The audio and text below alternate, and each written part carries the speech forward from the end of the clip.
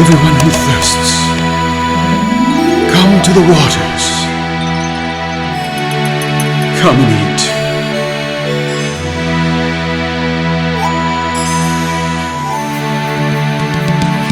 Listen diligently to me, and eat what is good, and let your soul... I'm just going to speak kind of extemporaneously about the Tabernacle of Moses right now.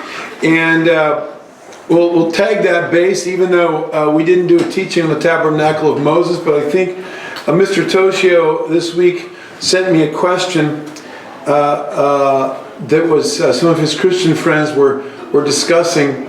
And the question is, does everybody automatically, when you're a Christian, get to go into the Holy of Holies? Well, for the Christian mindset, that would be, in heaven. And I don't believe that when we die we go to heaven. Our spirit man goes there. But the Bible does not teach that when you go to heaven, that when you die, you go to heaven where you are conscious or aware of it. This is something that came in from, I'll just be honest, it's a deeply rooted Christian tradition, but it comes out of Greek paganism. And if you want to know more about that, go online, and I have an article a short article about what happens to you when you die, and you can read that. And you're welcome to believe that if you want. I'm not so concerned about it. If you want to believe a tradition of man, you're welcome to. It's a very dear and cherished one, but you're welcome to. I don't care what the Christian people say. They don't know their scriptures, and they're bought into a non-biblical, actually a pagan concept, immortality of the soul.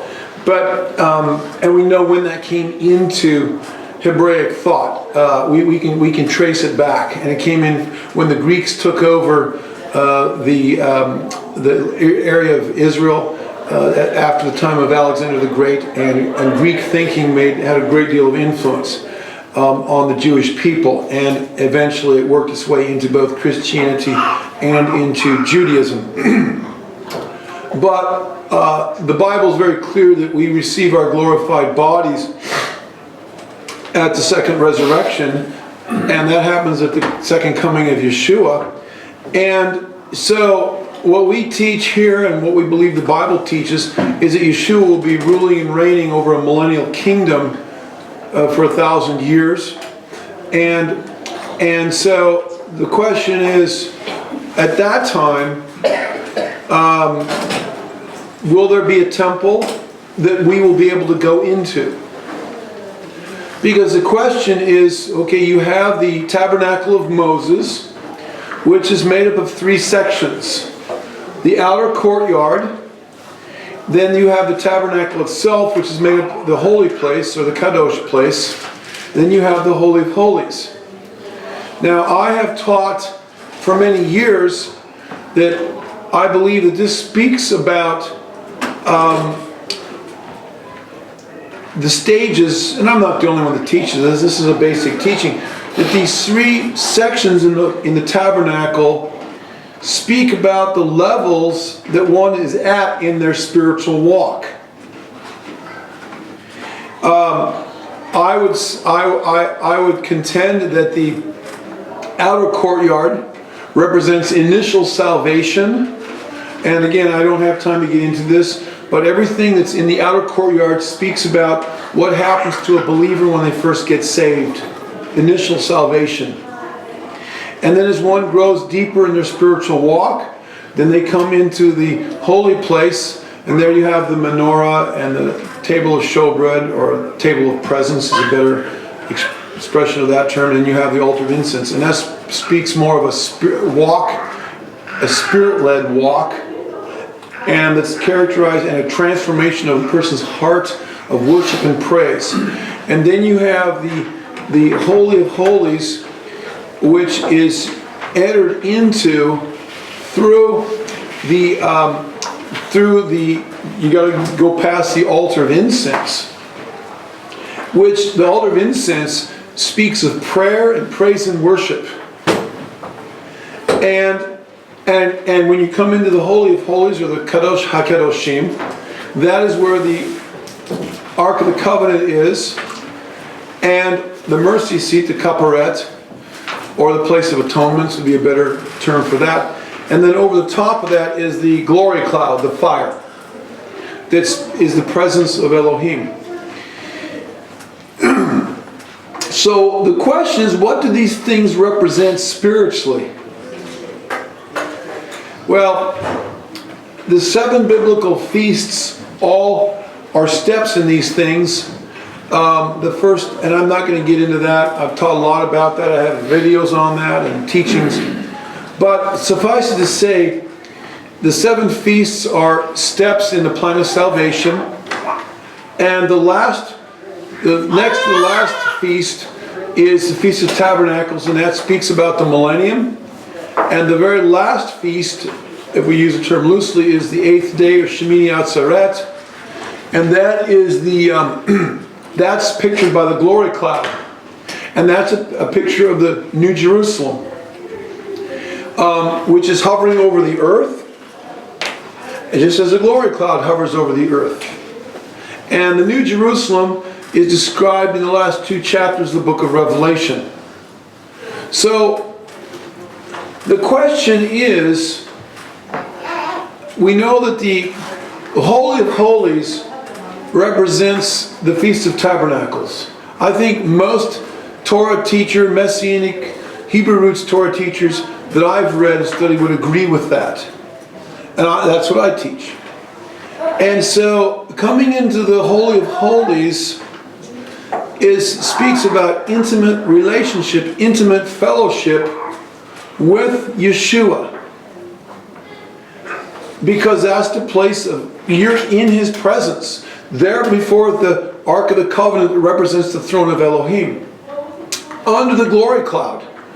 This is a picture of the throne room of heaven. And we can come to the throne room of heaven presently through Yeshua, who is our great high priest at the right hand of Elohim, making intercession for us. We can do that. But I've never been there literally. Some people claim that they have had visions. I don't believe half or 90% of what I hear.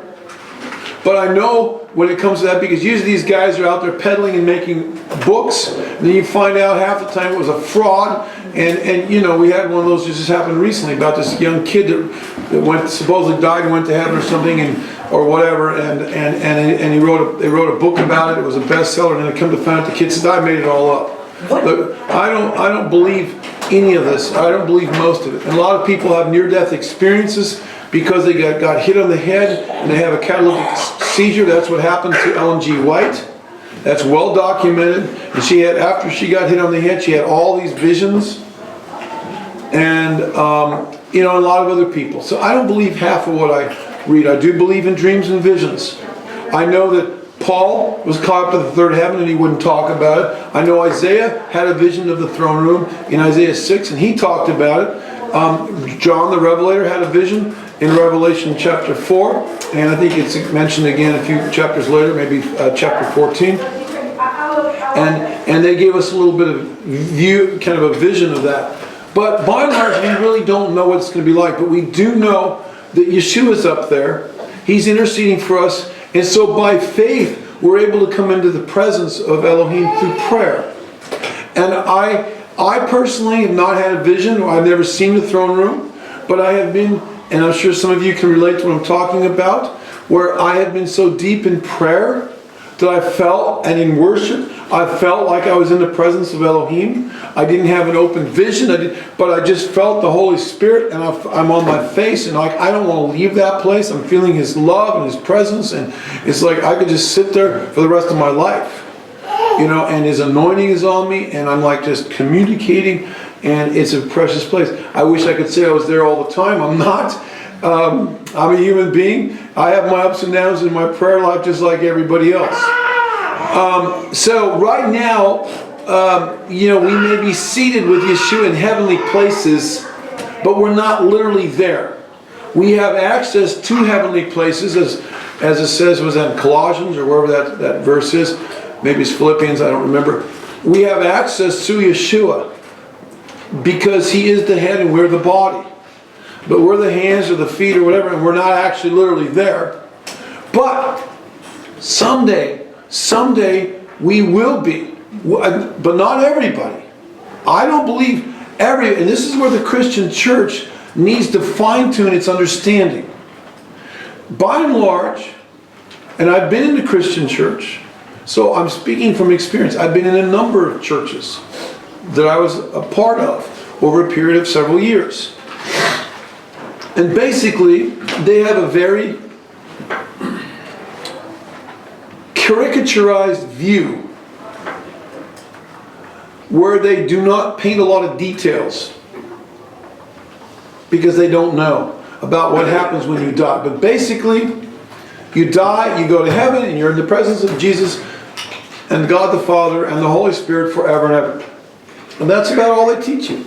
And it's better than this life now. And I agree with that.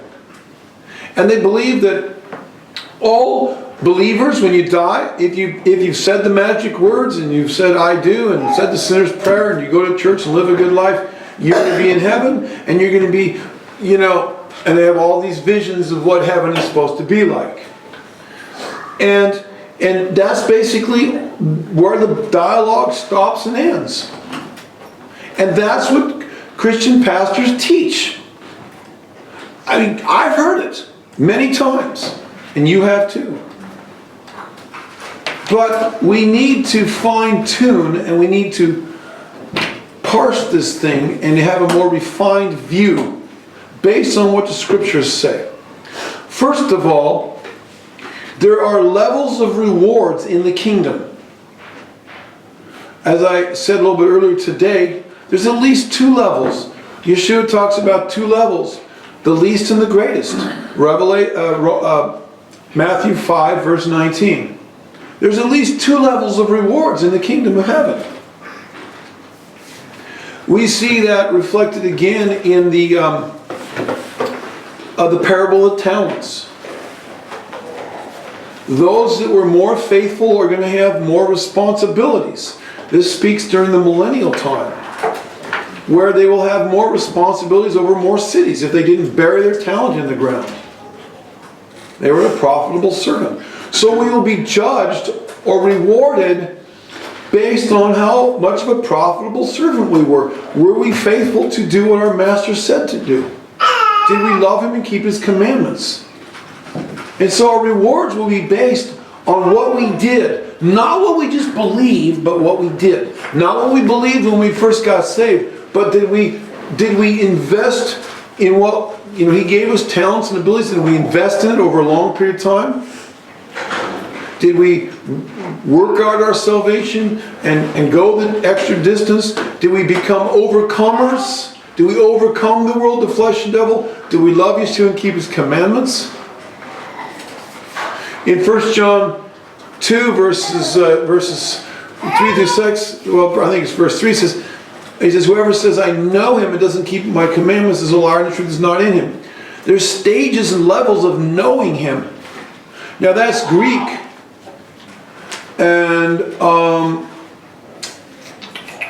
I forget what the Greek word is for know. I want to say it's aido or something like that. Gnosis. Eido and gnosko. I'm not talking. Gnosko is a noun. I want the verb. But anyway, but in Hebrew it's yada. Don't say yada yada yada. Don't say that, because the word yada means, it can mean to know. It's just a generic verb, but it can also mean to know your wife in a sexually intimate way. So the idea of to know Elohim, you can know him in your mind, you can know him in your heart, and you can know him really intimately. And I believe that when John was talking about knowing Elohim, and I'm painting a picture here, so it all come together. This has to do with rewards and being in the Holy of Holies. I'm painting a picture here, so track with me the best you can. Because when I paint a picture, I'm kind of all over the place, but I'll bring it all together. That's called Hebraic logic. Okay. And it's called block logic as opposed to step logic. Anyway, I do use step logic too, but I use both, as did Paul. I think it's a good way to go about things.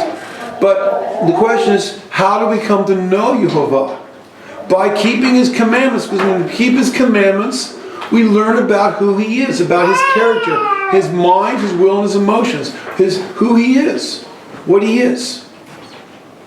When we keep the feasts, we learn about His plan of salvation. We learn about Him. When we walk out the Torah, we learn about Him. So to the degree that we've walked out the Torah, that's to the degree that we know Him. That's to the degree that we will have an intimate relationship with Him. So the person that's just barely saved and barely knows Yeshua and isn't really walking it out very much, are they going to have a really deep, intimate relationship with Yeshua for eternity? Are they going to be living in the Holy of Holies with Him? I don't think so. That's what I thought. The Holy of Holies. Let's add another thing in here. I have taught about this. I have a video on this. The 7 steps in the tabernacle represent the 7 steps in the marriage ceremony, the biblical Hebraic marriage ceremony. Just like there's 7 feasts and there's 7 steps in the biblical wedding. The ultimate feast is Shemini Atzeret. It's the last one, and that represents the New Jerusalem. That's the fire over the Holy of Holies. The same thing, this last step in the biblical wedding is, and they lived happily ever after. And where does the bride live with Yeshua? In the New Jerusalem. That's what the book of Revelation tells us. The New Jerusalem, if you will, and I'm pulling from a lot of different places here, I can give you scriptures, but the New Jerusalem is like the wedding gown that adorns the bride. And Yeshua is the sun over the New Jerusalem. He's the sun. It says He's going to shine on the New Jerusalem, and there's going to be no shadows there, no darkness, because He is the Son of righteousness. Malachi 4, verse, 2 or 3. So Yeshua, okay, we're going to get real esoteric here, but bear with me. The Bible says the bride is New Jerusalem. The land of Israel is it says that New Jerusalem is the bride, the saints are the bride, and the land of Israel is the bride. So here we have a picture of the new earth, the New Jerusalem, and the bride. But the new heavens, that's where Yeshua is going to shine down on the earth. Now, I don't want to get too far afield here, but the tabernacle is a picture of 2 people having sex. It's a cross on a cross, folks. The tabernacle of Moses and the sexual relationship is the ultimate expression of marital intimacy. You all know that. I don't have to elaborate. And so you have the tabernacle laid out. The implements in the tabernacle are laid out like the paleo letter Hebrew tav, like a T, like our small T, or like a cross. Look, the cross became a pagan thing that the pagans appropriated, but it goes back to the Paleo Hebrew, back to the original language. And we can get into word pictures and all that. I'm not going to. That's questionable, but there may be something to that. But we'll leave it there. But the tabernacle with the fire, the altar, the mercy seat, Ark of the Covenant, the altar of incense. From my side, the table of showbread was over here. The menorah was over here. Then you go outside the tabernacle. You come to the altar of the bronze laver, and then you come to the altar of sacrifice, shaped just like a T. On top of that, that's Yeshua. It all points to Him. That's a picture of His body. And then if you go to Numbers chapter 2, and you see how the Israelites were encamped around the tabernacle. It's in a perfect T, just like a cross. If you look at the numbers of the Israelites, and there they give an accounting. soldiers, the men that were soldiers. And it's a perfect T. The three tribes who are on this side are the same number almost as the ones on that side of the T, and then the ones above, that was the less, and then the ones that came down, they were camped around there. It says on the north, south, east, and west. It does not say north, east, south, west, or whatever. So I'm just telling you what the Torah says. So here you have the children of Israel encamped around this T, and that's a picture that we have to identify with Yeshua. When we come to Him, we've got to get on the cross with Him, if you will. And that's what baptism is a picture of, identifying with His death, burial, and resurrection, and being like what He did. And through that process, we come into relationship with Him. And to the degree, now we're going to start bringing the pieces together, to the degree that we love Him, and keep His commandments, that's to the degree that we will have intimate relationship. And if we are carnal believers, like babes, like the Corinthian church was, that only could feed on the milk of the word, we're going to be in the tabernacle, but we're probably going to be in the outer courtyard. We will be in His kingdom forever, but we're not necessarily going to be dwelling in the Holy of Holies, because we did not count Him valuable enough to obey His word and keep His commandments. Now, I'm not the one that can determine, and neither are you, what person is going to be in that intimate place. I will tell you, lest anybody gets puffed up with pride. Well, I keep the Torah and I'm this and that. You can keep the Torah and you can keep all 613. But if you don't have love in your heart, you are a tinkling gong, or a tinkling cymbal and a clanging gong. 1 Corinthians 13, so says the Apostle Paul. You are doing it you're doing it mechanically and legalistically, and your heart is not in it. And I grew up with a lot of people that were like that. Sad to say, and most of them have drifted away. A lot of them were in my family, who were Torah keepers, but their hearts were not in it. Now you can have people that are non-Torah keepers, or let's put it this way, they keep Torah a minimal amount, but they have love. They're out there feeding the hungry, and they're reaching out to people. They're visiting people that are sick, like you guys do, and some of the rest of you. And they're living up to the level of understanding that they have. And they have a right heart. But they may not all be keeping the Sabbath and the feasts and all that. But if it was revealed to them, they'd probably go in that direction. But they're stuck in churches that don't teach them the whole truth and nothing but the truth. They may be at a higher level because they walked in love and because they showed a right heart. Look, I can't make those determinations. What I'm saying is, love Yeshua with a right heart and obey Him and keep His commandments. And love Him by loving your fellow man and by loving Him. Let's put it all together. But I would say that people, there's going to be those that are going to be the least in the kingdom and the greatest in the kingdom. Now, how many levels of rewards are there in the kingdom? You know, there's 3 sections in the tabernacle. However, when Yeshua died on the cross, the veil was rent. We see that we see that from the crucifixion account, where the centurion looked and saw the temple veil rent. And if Yeshua was crucified up on the Mount of Olives, you could look into the eastern gate, not where the temple, where they think it was, but where it probably really was. And I've stood in those places, and you could have seen it. From the Mount of Olives, which is probably where He was crucified, not where they say He was. And it's a perfect straight line, right to the eastern gate, looking straight into the temple. And I've stood there. I've got the pictures of it. You could see it from there. And it's not that far a distance from the Temple Mount, the platform, across the Kidron Valley, up on the Temple Mount. It's a straight shot. It's maybe a quarter of a mile. You've been there. You know what I'm talking about. And maybe some of the rest of you have too. Now, we also see from the book of Hebrews that when his body was ripped, Yeshua, on the cross, we gain access through His blood, through His ripped body, to the Holy of Holies, to the throne of the Father.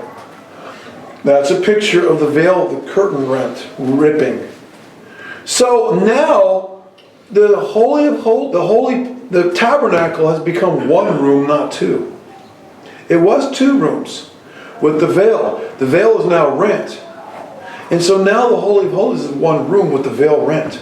So now you have those that are in the holy place and those that are in the outer court. Least and the greatest. Two. I'm wondering if there isn't two levels at least. And so who would be... Okay, let's get back to the marriage. I'm trying to connect all the dots on the marriage. The Holy of Holies is a picture of the wedding, the bridal chamber. So, I'm not going to get into a whole teaching on the steps on the biblical wedding, done a lot of those teachings, but when they finally got married, they had the second half of the wedding called the Nisui, and the first half is the Erosin, the betrothal, and then the nuptials. And this is the biblical way that Israelites got married. And we see that in our wedding ceremony to this day. We have the engagement and then we have the wedding ceremony itself. It's just kind of a type of it. It goes back to the Bible. But when they would do the second half of the wedding, usually a year or so later, after the bride would go back to his father's house and make a home for his bride, and he'd come and get his bride, and they would come and have a big feast called the wedding supper.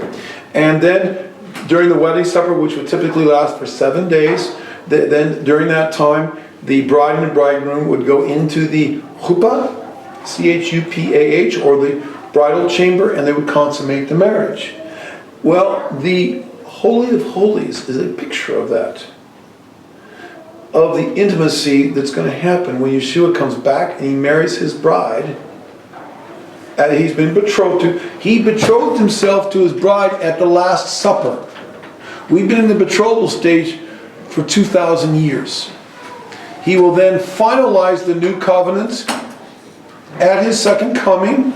I can give you a lot of scriptures on that one, but that's a whole other discussion. We are in the transition period between the new covenant. We're in the betrothal. But we are in the new covenant, or the renewed covenant, or whatever you want to call it. But he will finalize it at his second coming. Ezekiel 36 or 37 talks about this, and a number of other places. The prophet. That's the new covenant that Jeremiah 31 talks about, 31 and 33. And Hebrews talks about that, the writer of Hebrews. He talks about he's going to make that covenant with the house of Israel and the house of Yehudah. Not with the Gentiles. There's no place in this covenant or in the New Jerusalem for Gentiles. You got to become an Israelite through Yeshua. We all understand that. And so that's why there's no Gentile gate in New Jerusalem, only gates after the 12 tribes. So they would get married, finalize their marriage. That's the wedding. That's the wedding supper. That's the new covenant. That's that happened. Well, I won't get into that, but anyway, and that's called the wedding supper of the Lamb. And that's what the Feast of Tabernacles is a picture of. It's a 1,000-year-long party with Yeshua. It's the bride and the bridegroom. Now, is everybody going to be the bride and the bride? Well, only Yeshua is the bridegroom. But is everybody going to be the bride? This is something the church teaches. Everybody's going to be the bride. Just say the magical words and I do to Jesus, and you're going to be the bride. That's not what the Bible teaches. In the Jewish wedding, you got the bride and the bridegroom. You've got the bridal attendants, the groomsmen and so forth, and you've got the wedding guests. They're all there, but they're not all the bride and the bridegroom, or they're not all the bridegroom. We also have the wedding, the parable of the 10 virgins in Matthew 25. Did they all get to go in? No. Were they all virgins? Yes. Wake up, church. Not everybody's going to get to go in. Look, there's only two kinds of women in the Bible. Virgins and whores. Whores are people that are fornicators and adulterers, people that don't come to Yeshua, or people that fall away. The foolish virgins they weren't whores. they were virgins. They had not cohabited with I mean, they probably weren't perfect. That's why we need to have our robes of righteousness cleansed. Look, even the 5 wise virgins were asleep. But at least they had oil in their lamp. Oil is a picture of the Holy Spirit and the Torah. The lamp is a picture of our spirit man. And that is, the fire in the lamp is a picture of our spirit man, and the clay vessel is a picture of our body and our soul, our mind, will, and emotions encased in a body. The spirit of man is the lamp of the Lord. It says that in what is it, Proverbs. I'm putting a lot of things together. I hope I'm painting a picture that's coming together for you. So the 5 wise virgins were all asleep. They were all asleep, but at least they had their lamp was ready. They had their spirit man and they were ready to go. They just had to wake up. We are all in the process of waking up and getting our spirits, our lamps trimmed, and our vessels full of oil. The others, they were asleep and they woke up, but they weren't ready. They didn't get to go in. That tells me that not everybody's going to be the bride and the bridegroom. We say, well, 5 got to go in. Are they all the bride of Yeshua? Is he a polygamist? No. But he's going to marry a bride that's uniplural. It's a chad. One bride made up of many members. The bride is called the ecclesia, or the kahal, or the congregation, or the body of Yeshua. But it's made up of many members. Look, Solomon is a picture of that. I am not advocating polygamy, any stretch of the word. But Solomon was a picture of that. He had many brides. I don't recommend it. One is sufficient. Thank you. You're crazy to have one or more in your life. Not to mention you're probably a sex pervert. Like some of these crazy people are teaching today. Dirty old men want to take on a younger wife to go with their wife that they already have. It's sick. So we're not advocating. But there's a shadow picture there. Solomon, Shlomo, his word goes back to Shalom. He's the Prince of Peace. He's a picture of Yeshua. In a sense. Not perfectly, but in a sense. And he was married. Look, Jacob had 2 wives and a couple concubines, and out of them came the 12 tribes. Mm-hmm. We see this. Look, the Lord has to my way of thinking, a strange way of painting pictures to try to get his point across. But I guess we are so thick-headed that we got to see it. Otherwise, we won't get it. But we are to be the husbands of one wife if we're going to be elders in his kingdom, elders in the church. So don't go looking for another wife unless your wife has died, or unless you have been divorced for biblical reasons, not for every cause. Anyway. So I see that the 5 wise ones as being part of the Sukkot bride. Look, remember Israel split into 2, a Hola and a Holabah, a split personality. We are, and then Yeshua's marrying this bride with a split personality. That was a northern and southern kingdom. So it's all going to come together into one, and it's still going to be a chad. The word chad is a Hebrew word which means a compound unity, it's a bunch of grapes with a lot of different individual grapes. So I see the bride there, the 5 wise ones as being the bride. I may be stand corrected on that, but that's my view on it. And Paul talked about espousing the believers of his day to Yeshua as a chaste bride. And we see other scriptures that talk about that. Revelation 19, 7 through 9. So I see there the 5 wise and the 5 foolish. There's the least in the kingdom and the highest in the kingdom. Now, the bride. Who is the bride going to be? I've taught about this a lot, but for the purpose of this, we'll get into that. I don't think everybody's going to be the bride, for the reasons I've mentioned. I believe the bride is going to be the 144,000. And possibly those that come out of great tribulation have had their garments washed in the blood of the Lamb. We read about them in Revelation 7. 144,000 are mentioned in Revelation 7 and again in chapter 14. The 144,000 are what I would believe to be, and I've written about this, I don't have time to go into it, the Melchizedek priesthood. Melche means king, Zedek means of righteousness. They are believers that are walking in righteousness and are part of that priesthood of all believers, the royal priesthood that Peter talks about in 1 Peter 2.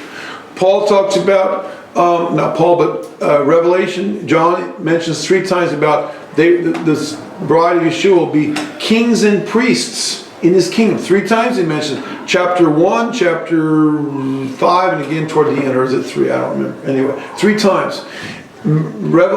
Exodus 19 verse 6 talks about the Israelites being a kingdom of priests.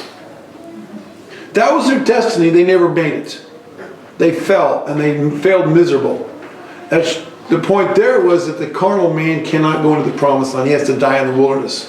And that's what we're doing now. We are dying this old man in the wilderness so we can go into the promised land, meet Yeshua in the air at the first resurrection.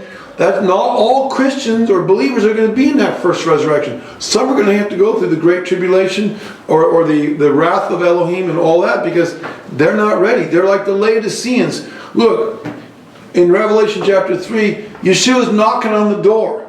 How many of you have heard that verse? Behold, I stand at the door and knock, and that's been applied to non-believers. I can't tell you how many. That was one of Billy Graham's favorite verses to use as applied to non-believers. That is not the context of it. It is for believers who went to sleep and forgot who the Messiah was, and he's knocking on the door of churches trying to get in. I'm the living Torah. You've rejected me.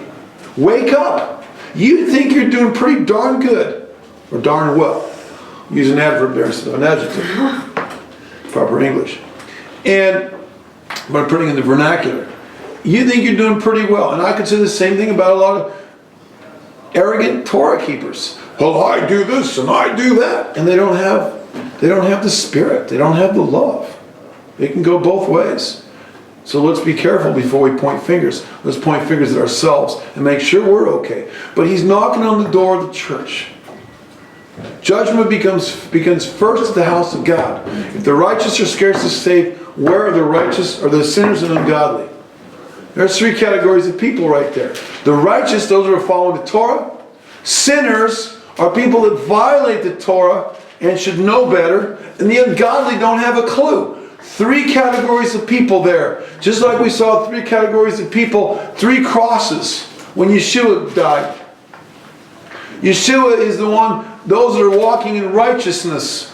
There, I'm putting a lot of pieces of the puzzle together. But there's a reason that there were 3 people crucified. There's a lesson. There's 3 categories of people there.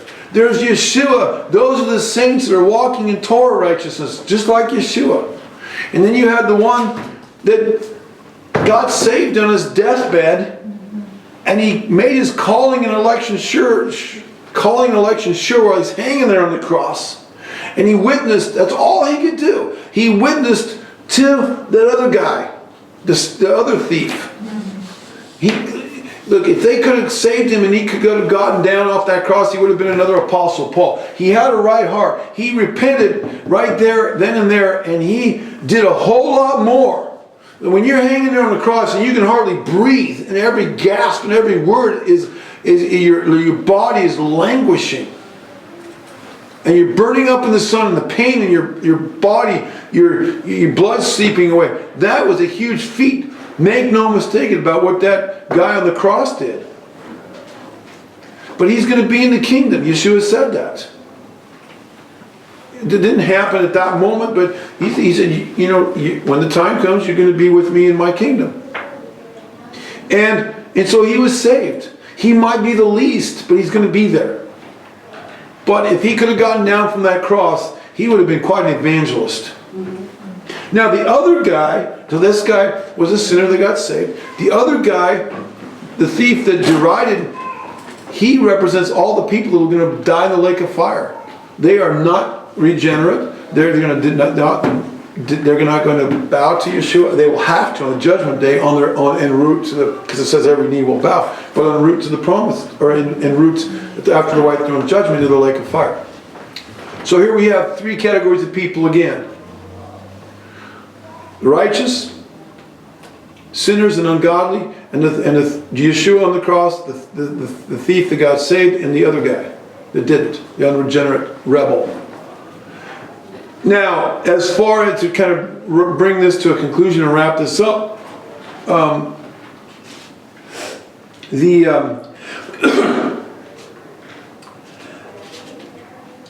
as I've said many times, those who will be with Yeshua, those who will meet Yeshua in the air, are going to be those that are the 144,000, and probably some of those out of the great innumerable multitude, which might be some of those that are Christians that wake up and smell the coffee, so to speak, out of great megathalipsis, great tribulation. I don't know. That's for Elohim to judge. But whoever, these are the ones that are going to accompany Yeshua. They're going to meet him in the air. Then the wrath of God is going to come down upon the earth. That's Revelation 15 and 16, the bold judgments. And then they're going to come down with Yeshua. They're going to meet him in the air. That's to be the first heaven, most likely. It's heaven, it doesn't say, but I suspect it's the first heaven, not the third heaven. And they're going to come back with him as the warrior bride, just like Jacob came with his 12 tribes, came into and encountered Edom, or Esau, his brother, had to defeat him as he came into the promised land. It's called Jacob's trouble. That's a whole other discussion. We've written and taught about that. But he's going to come with his warrior bride. Revelation 19 verse 1 talks about that. This congregation coming from heaven. I think it's the first heaven. These are immortal human beings. I think Joel's army is that. And they're going to come down. Yeshua's going to fight the battle of Armageddon, and he's going to come suddenly to his temple. His feet there on the Day of Atonement are going to land on the Mount of Olives. It's going to split, and that's when there's going to be Jews that survived all that Holocaust and going to look upon him whom they pierced, and as Zechariah talks about, and they're going to accept him. Lots going to be going on that day or that short period of time, and these will be the kings and priests with Yeshua. Now, to get back and wrap this up, who will be the kings and priests? Well, let's ask another question. What was it the role of the kings and priests to do? They will rule and reign with Yeshua for 1,000 years. Not every Christian or believer is going to be a king and a priest. It's going to be a level of reward. It's going to be a high level of reward. The bride is going to be ruling with the bridegroom. The bride will be a glorified bride, and there are going to be kings and priests. Am Segulah, his treasured possession. That term is used several times in the Torah. It's used in Exodus 19. He called Israel his Am people Segulah. Segulah is treasured possession. It represented, these are my special people. I may love a lot of people, but these are that are closest to me. That's what he desired his people to be. These are the peculiar treasures of the king, and this was his bride. So who will be those people that will rule and reign with him? Is it people that just came to a knowledge of Torah yesterday and they don't even hardly know what the word Torah means? I don't think so, because in ancient times, what was the unique responsibility of the kings and priests in ancient Israel? First of all, the kings ruled over Israel by what standard? The Torah. It was a constitutional monarchy, a theocracy. The constitution was the Torah. The king was supposed to write out his own Torah. The whole thing. So he would know it. So he could rule by the Torah. What was the job of the Levites and the priests? To teach the Torah. The Levites and the priests were scattered throughout the land of Israel, and they were to be judges, and they were to teach the Torah, and to officiate and as be go-betweens there in the tabernacle, point people to Yeshua, if you will, because they did the sacrifices. So the kings and priests in Yeshua during the millennium, because there will be a lot of people that will be living in the millennium who survived the end time judgments, and they will be having children. I did a whole teaching on the millennium at Sukkot. It's up online, and we got into some of those scriptures. And it's here on this earth. And who's going to be ruling and reigning over these people? Well, the 12 tribes of Israel are ruling over the 12 disciples are ruling over the 12 tribes of Israel. Yeshua, or David, resurrected David, is ruling over united Israel. So David's the king over all the Israel. The 12 apostles are ruling over each individual tribes. And Yeshua is the King of Kings. He's ruling over everything. And then there's going to be saints that are over cities. Somebody's going to have to rule over, there's going to be government. And somebody's going to have to be teaching the people the Torah. That's going to be the job of the saints. And I believe that that's what you and I are preparing for right now. We're learning the Torah. Look, we may not have any great ministry, worldwide ministry here and now. I was talking to Toshio, his heart for the Japanese people. Look, there's going to be a lot of Japanese people, and I pray that documentary gets out there and hits a lot of people. But there's going to be a lot of Japanese people and people that lived along the Silk Road. Millions of people that will survive. And you may be the apostle to those people, brother. I mean, I don't know. It won't be me because I don't know what you know. I don't know what my job will be. But you may be the lead apostle over all, to teach apostles, you and your wife, to teach people so they can go teach those people who they are and so forth. I don't know. But we're preparing for that. We're getting a jump on it. Not because we're great, but because He has chosen us. And that's why we want to not bury our talents, and we want to prepare for that. In all humility, because therefore His grace call all of us. Seek the Lord while He may be found. Call upon His name. He's near. He's near. He's near. Yeshua Hashem Behir Matzov Kerahu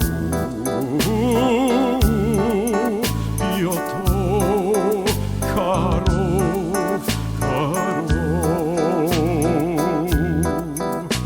Yasov Rasha Darko Yishavim Machshevotav Yashavel Adom Shem Please, Yeshua Hashem Behim Matzov Kerahu Yota